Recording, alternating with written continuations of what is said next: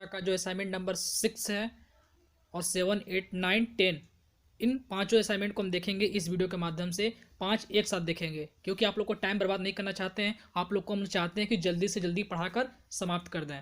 ठीक दोस्तों, तो हमारे जो वीडियो बनेंगे सब एक साथ बनेंगे। जैसे 1, 2 हो गया, 1 से 5 हो गया, 1 से 10 तक हो गया, या पूरा एक ही साथ असाइनमेंट करवा सकते हैं।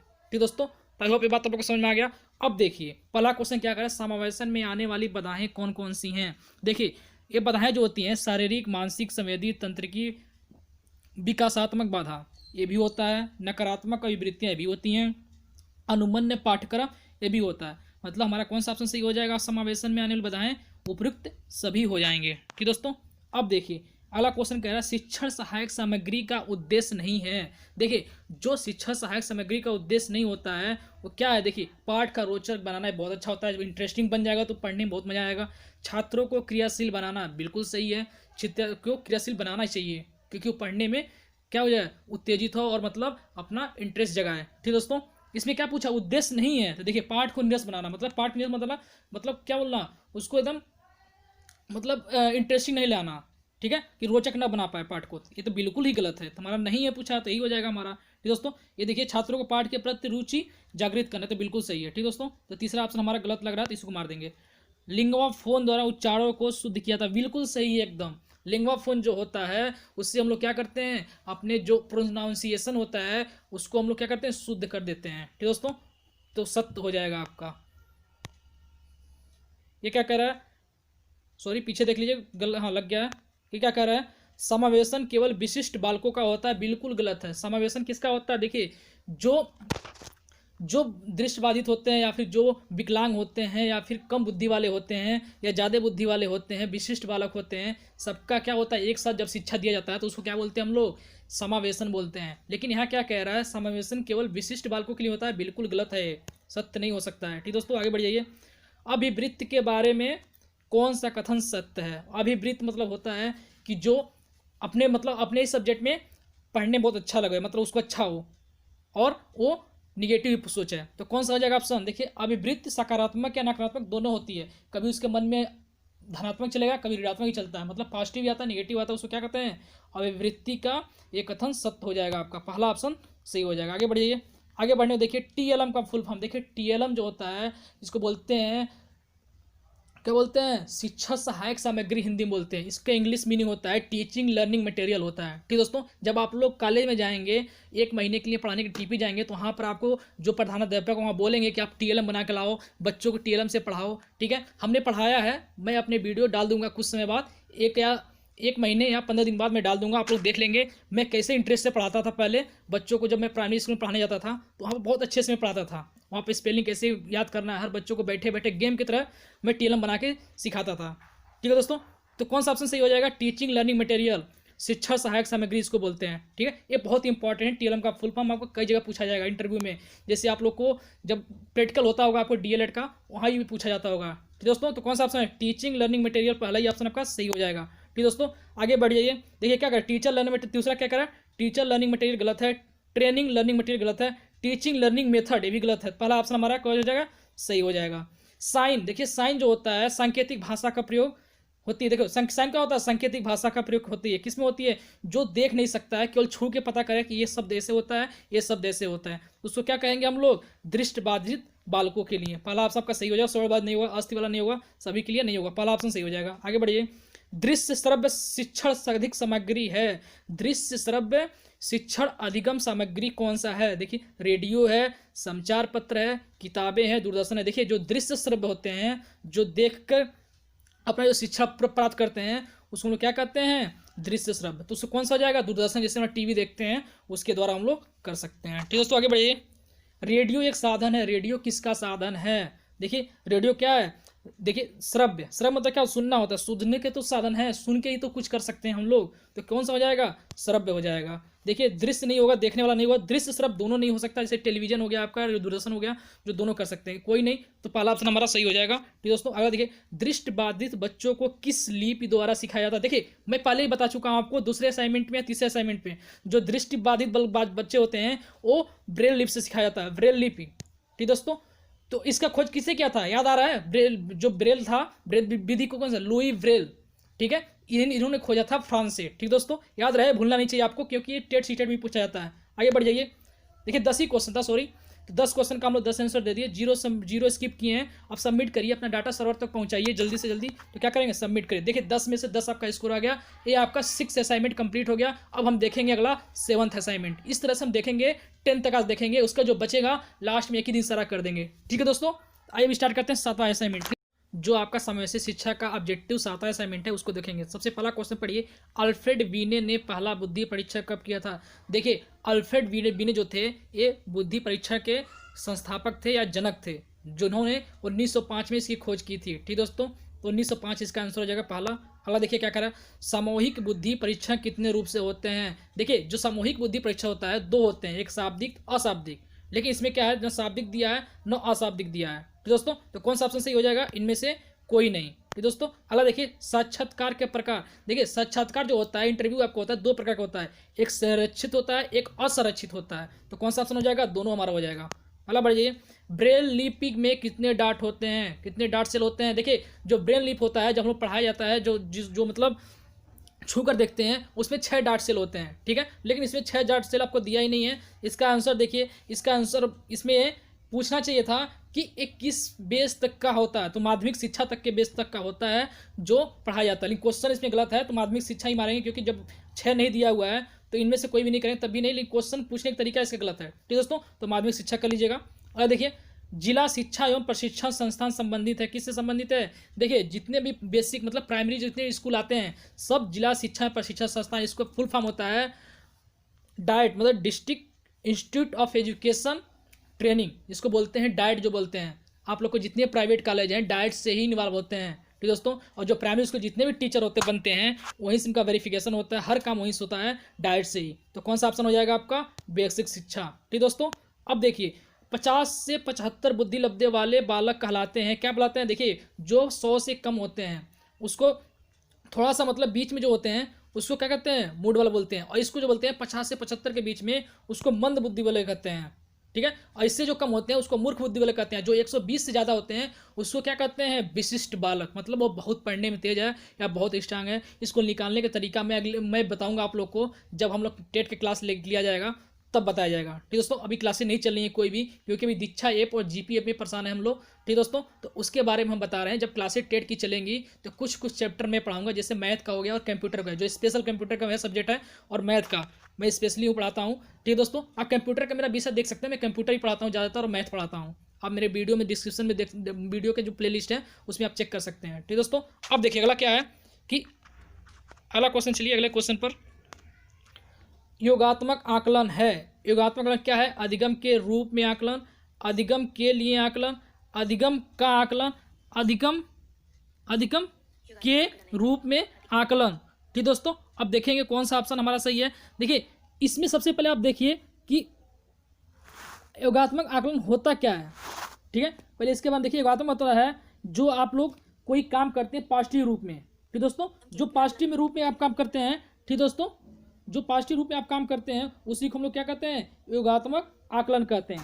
ठीक दोस्तों, तो इसमें क्या हो जाएगा, अधिगम का आकलन आपका हो जाएगा, अगला आंसर हो जाएगा। कौन सा हो जाएगा, अधिगम का आकलन, मतलब जो सिखाता है आपको कुछ पॉजिटिव थिंग देता है, नेगेटिव नहीं देता, उसी को हम लोग कहते हैं अधिगम का आकलन। ठीक दोस्तों, अब देखिए उपचारात्मक शिक्षा। देखिए उपचारात्मक शिक्षा की जरूरत कब पड़ती है, कब पड़ती है, मंद बुद्धि बच्चों के लिए, पिछड़े बच्चों के लिए, सामान्य बच्चों के लिए। तो बता दो इसमें से कोई उपचारात्मक शिक्षा की जरूरत नहीं होती है, इनमें से कौन सा हो जाएगा, कोई नहीं। आगे बढ़ जाइए, प्रतिभाशाली बालकों के लिए बुद्धि लब्धि कितनी होती है। अभी मैं बताया हूँ, क्या बोला, 120 से अधिक होना चाहिए। तो कौन सा ऑप्शन हो जाएगा, सी ऑप्शन सही हो जाएगा। ठीक दोस्तों, अब देखिए मूल्यांकन के लिए उपकरणों की विशेषता होनी चाहिए, क्या होना चाहिए, विश्वसनीयता, बिल्कुल सही है। जो मूल्यांकन होता है विश्वसनीयता होना चाहिए। ठीक दोस्तों, उसके बाद इसको बोलते हैं वस्तुनिष्ठता। दूसरा जो है वस्तु विश्वसनीयता क्या होती है, कैपेसिटी बोलते हैं इंग्लिश में। वस्तुनिष्ठता जो ऑब्जेक्टिव टाइप्स होते हैं, विभेदकता। ठीक है, ये जो तीनों होते हैं, ये तीनों उपकरण क्या होते हैं, मूल्यांकन में बहुत सहायक होते हैं। ठीक दोस्तों, तो कौन सा ऑप्शन हमारा सही हो जाएगा, तीनों ऑप्शन आपका सही हो जाएगा। ठीक दोस्तों, इसका करेक्ट आंसर क्या हो जाएगा, तीनों। इसको आगे बढ़ जाइए, ये देखिए 10 ही इसमें भी थे, 10 ही क्वेश्चन थे, तो 10 ही क्वेश्चन सबमिट कर दिए हम लोग और सबमिट करेंगे, डाटा सर्वर तक पहुंचाइए तो क्या करेंगे, सबमिट करेंगे। यदि किसी का क्वेश्चन छूट गया तो बैक जा सकता है रिव्यू करके, सबमिट करिए। सबमिट करने के बाद देखिए आपका कितने मार्क्स आते हैं। देखिए 10 में से 10 आपके मार्क्स आ गए हैं। और देखिए किसी का भी एक गलती हो जाता है, एक दो गलती हो गया तो रीडू करके, यहाँ पर रीडू लिखा है REDU, रीडू करके आप बैक कर सकते हैं, फिर से आप दे सकते हैं पेपर। ठीक है दोस्तों, उसका जब 10 में 10 आ जाएगा तो आप यहाँ पर क्या करिए, सबमिट कर दीजिएगा। ठीक दोस्तों, ये हमारा कंप्लीट हुआ 7वां। अब देखेंगे 8वां असाइनमेंट। ठीक दोस्तों, 8वां असाइनमेंट अब देख, समय से शिक्षा का 8वां असाइनमेंट है, उसको हम देखेंगे, सारा आंसर अभी देखेंगे। ठीक दोस्तों, स्टार्ट करते हैं 8वां असाइनमेंट। पहला क्वेश्चन क्या कह रहा है कि ब्रेन लिप के कौन से 3 ग्रेड में बांटा गया। देखिए ब्रेन लिप के 3 थे, एक होता है ब्रेल आशुलिपि, एक कंट्रैक्टेड होता है, एक ओपन ब्रेल होता है। इसमें देखिए कौन सा है, देखिए पहला ऑप्शन देखिए ओपन ब्रेल और कंट्रैक्टेड ब्रेल और ब्रेल आशुलिपि। देखिए पहले ही का ऑप्शन को मिल गया आपको, जब पहला मिल गया तो तीनों छूने की जरूरत नहीं है, आप पहले ऑप्शन ट्रिक करके आगे बढ़ जाइए। ठीक दोस्तों, अब देखिए अगला क्या कह रहा है कि सृजनात्मक चिंतन के लिए उपयोगी विधि है। देखिए सृजनात्मक चिंतन जो होता है किसके लिए उपयोगी होता है, बौद्धि इस सिस्टम के लिए, चिंतनशीलता शिक्षण के लिए, सामाजिक अधिगम के लिए और सहकर्मी शिक्षण के लिए। तो पहले दूसरा हो जाएगा चिंतनशील शिक्षण के लिए। ठीक दोस्तों, अब देखिए बुद्धि शब्द का प्रयोग सबसे पहले किसने किया था, ये बताया हूँ 1905 में साइमन ने नहीं, बीने ने किया था। बीने हो जाएगा आपका 1905 में सबसे पहले किया था बुद्धि लब्धि परीक्षण। ठीक दोस्तों, अगला देखिए क्या कह रहा है, अगला कह रहा है कि दृष्टिबाधित बच्चों की पढ़ने के लिए प्रमुख विधि कौन सा है। दृष्टिबाधित मतलब क्या होता है, जो देख ना पाए वो छू के अपना क्या करते हैं, स्टडी करते हो, तो उसको क्या कहते हैं, ब्रेल लिपि। ठीक है दोस्तों, इसमें कितने डाट होते हैं, 6 डाट्स होते हैं। याद करिए, अभी मैं बताया हूँ, पीछे आपको सब कुछ बताया हूँ, याद करिए, अपने भूलते मत जाइए आप लोग। ठीक है, थोड़ा बहुत याद करके रहिए। ठीक दोस्तों, अब देखिए अगला क्या कह रहा है, अपने आसपास के जो परिवेश है उसे जानने के मौका किस सामाजिक अधिगम के द्वारा मिलता है। देखिए ये क्या होता है, आपके आसपास जो देखते हैं मतलब चीज़ों को, क्या होता है साइंस के द्वारा, उसको क्या कहते हैं, शैक्षिक भ्रमण। जो आप लोग जाते हैं ना शैक्षिक भ्रमण के लिए, उसको कहते हैं। ठीक दोस्तों, अगला देखिए अगला क्या कह रहा है कि समावेशी बच्चों को उच्च स्तरीय चिंतन कौशल विकसित करने के लिए कौन सी विधि सहायक है। देखिए समावेशी शिक्षा का उच्च स्तरीय चिंतन के लिए क्या करेंगे, चिंतनशील शिक्षण के लिए, बिल्कुल सही है दूसरा ऑप्शन।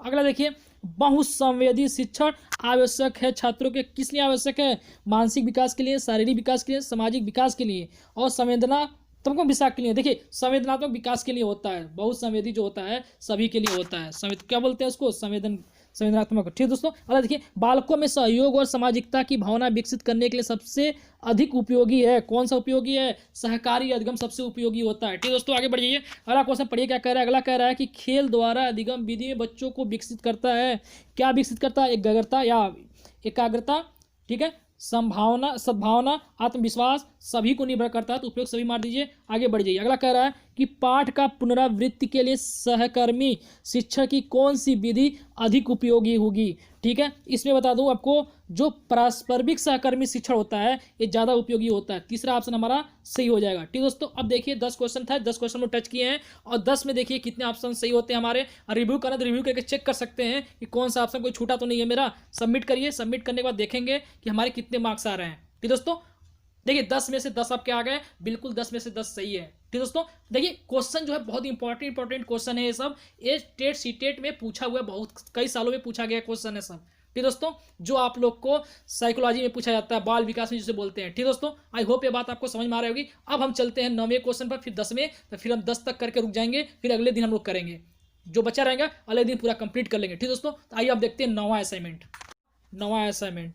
ठीक है, 9वां असाइनमेंट देखेंगे, फिर इसका 10वां देखेंगे। पहला क्वेश्चन का निर्देशन के साथ आवश्यक है, क्या आवश्यक है, परामर्श आवश्यक है, सजेशन इसको बोलते हैं। ठीक दोस्तों, अगला देखिए अपवंचित बालकों के प्रकार हैं, सामाजिक रूप से वंचित, आर्थिक रूप से वंचित, शैक्षिक रूप से वंचित। तो इसमें क्या हो जाएगा, तीनों ऑप्शन आपका सही है, तो सप्रयुक्त सभी हो जाएगा। अब देखिए वंचित बालकों की शिक्षा हेतु ध्यान रखें, किस चीज़ पर रखें, रुचि पर, अभिप्रेरणा पर। देखिए दोनों पर होता है, जो आपका इंटरेस्ट हो और जो आत्मविश्वास हो, मतलब अभिप्रेरणा हो, दोनों पर होना चाहिए। तो क और ख दोनों हो जाएगा आपका, दोनों आंसर सही हो जाएगा। आगे बढ़ जाइए, पिछड़े बालकों के प्रकार हैं। देखिए जो पिछड़ा बालक होता है वो किस प्रकार का होता है, सामान्य पिछड़ापन, विशिष्ट पिछड़ापन या विकल्प क एंड ख दोनों, या उपयुक्त में से कोई नहीं।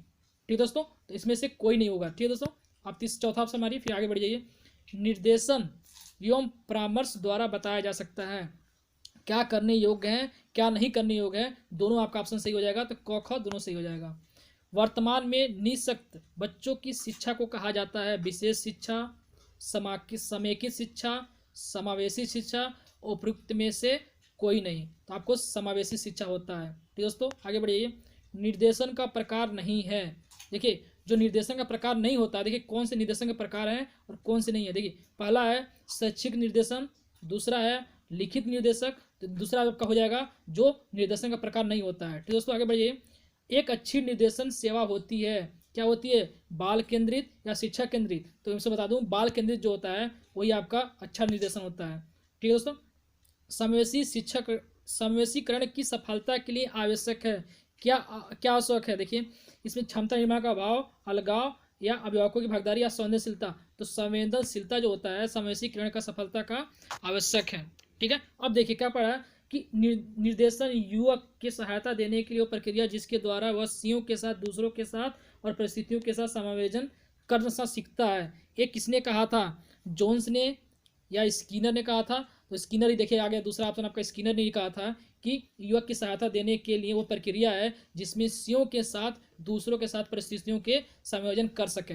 स्किनर ही कहे थे। स्किनर ने ही वो एक सिद्धांत दिए थे जो चूहे पर दिए थे। ठीक दोस्तों, उसको मैं बाद में जब पढ़ाऊंगा तब बताऊंगा। ठीक दोस्तों, अब इसको आगे बढ़िए। आगे बढ़ने में देखिए 10 ही क्वेश्चन थे, 10 क्वेश्चन को क्या करिए, सबमिट करिए। देखिए कितने आंसर आ रहे हैं आपके, चेक करेंगे। चेक करने के बाद हम देखिए आगे बढ़ जाएंगे। देखिए 10 में से 10 आपका करेक्ट आंसर है और हम लोग इसको करने के बाद हम लोग अंतिम असाइनमेंट 10वां करेंगे। ठीक है, उसके बाद जो बच जाएंगे वो नेक्स्ट डे कर लेंगे कंप्लीट, पूरा जितने बच्चे रहेंगे कंप्लीट 1 डे में कर लेंगे। ठीक दोस्तों, तो आज के लिए मतलब सॉरी, अब अगला क्वेश्चन देखेंगे, अगला असाइनमेंट। दोस्तों 9वां असाइनमेंट देखिए, 9वां असाइनमेंट पहला क्वेश्चन पढ़ेंगे, निर्देशन के साथ आवश्यक है। देखिए पिछला क्वेश्चन फिर रिपीट कर दिया, क्या हो जाएगा, सजेशन मतलब परामर्श होगा। ठीक दोस्तों, अगला देखिए, मनोविज्ञान शाला का प्रमुख कार्य क्या होता है, निर्देशन देना बिल्कुल सही है, प्रशिक्षण देना बिल्कुल सही है, शोध कार्य करना ये भी सही है, रिसर्च करना शोध कार्य को कहते हैं। उपयुक्त सभी हो जाएगा आपका सही। अगला देखिए, निर्देशन एवं परामर्श द्वारा बताया जाता है, क्या बताया जाता है, क्या करने योग्य है, क्या ना करने योग्य है, दोनों विकल्प सही होगा। देखिए पिछला क्वेश्चन रिपीट कर दिया गया है। अब देखिए क्या कह रहा है, एक अच्छी निर्देशन सेवा है। ठीक है, क्या है, एक अच्छी निर्देशन सेवा होती है, क्या होती है, बाल केंद्रित। तो बाल केंद्रित में पहले करा था, फिर बाल केंद्रित आपका आंसर हो जाएगा। आगे बढ़िए, शैक्षिक मार्गदर्शन का मुख्य उद्देश्य क्या है, शैक्षिक मार्गदर्शन के बच्चों का विकास, पाठ्यक्रम में सुधार, समस्याओं को हल करने के लिए, उपयुक्त में से कोई नहीं। तो आपको बता दें समस्याओं को हल करने के लिए जो होता है मार्गदर्शन शैक्षिक का सबसे अच्छा होता है।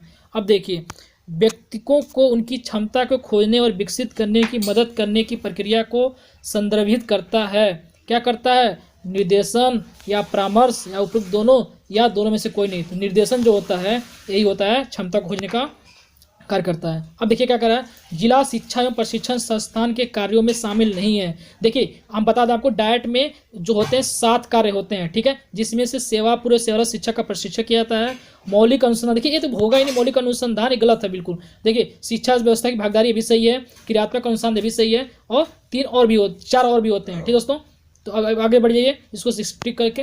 अगर देखिए, जिला शिक्षा प्रशिक्षण संस्थान संबंधित है, किससे संबंधित है, पीछे ही बताया हूँ, प्राइमरी स्कूल से, मतलब जो कक्षा 5 तक के होते हैं या 8 तक के होते हैं उससे संबंधित है। तो कौन सा हो जाएगा, बेसिक शिक्षा हमारा सही हो जाएगा।